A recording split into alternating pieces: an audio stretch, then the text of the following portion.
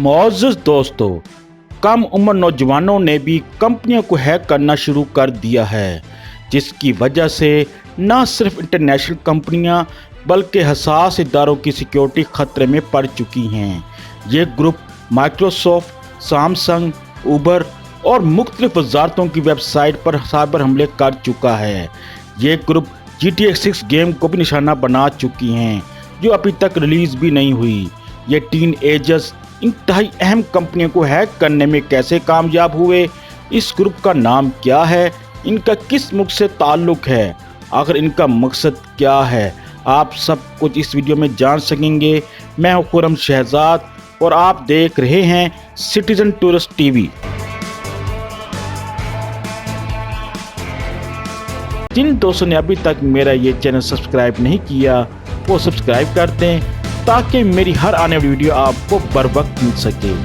मुअज़्ज़ज़ दोस्तों, इस ग्रुप का नाम लैप्सिस है। इसी साल इस ग्रुप ने दावा किया है रॉकस्टार कंपनी को भी हम हैक कर चुकी हैं। GTA 6 गेम की इंतहाई अहम मालूमात लीक की हैं। इस ग्रुप ने इनका सोर्स कोड भी चोरी कर लिया है। उबर को भी निशाना बनाया गया है।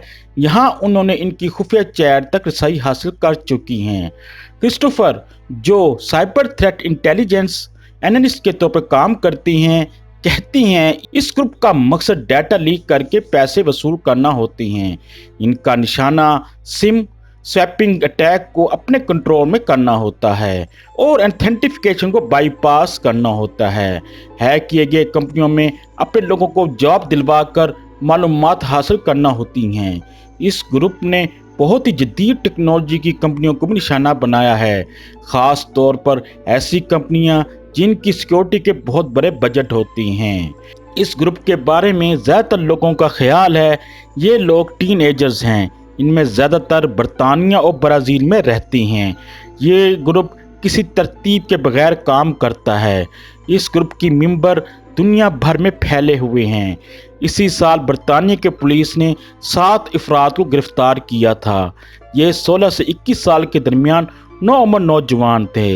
इनको हैकिंग ग्रुप से ताल्लुक़ के शुबे में गिरफ्तार किया गया था, लेकिन बाद में इनको रहा कर दिया गया। लेकिन अब शुबा किया जा रहा है इनमें एक ऑक्सफोर्ड से ताल्लुक़ रखने वाला 16 साल का नौजवान ग्रुप का मरकज़ी मेंबर था। इसके बारे में कहा जा रहा है इस नौजवान ने 300 बिटकॉइन जमा कर रखे थे, जिनकी मालियत 13 मिलियन अमेरिकी डॉलर है। साइबर हमलों के एक्सपर्ट क्रिस्टोफर ने कहा है ऐसे ग्रुप इंसानी अहदाफ को निशाना बनाते हैं।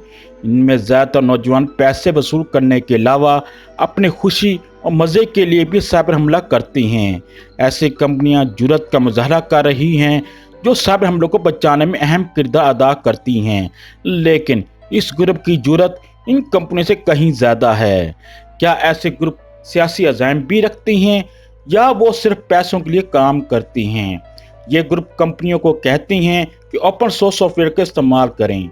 लैप्सिस ने दिसंबर 2021 में ब्राज़ील की वज़ारत सेहत का कोरोना का डाटा लीक कर दिया था। क्या इनके कोई सियासी अज़ाइम थे?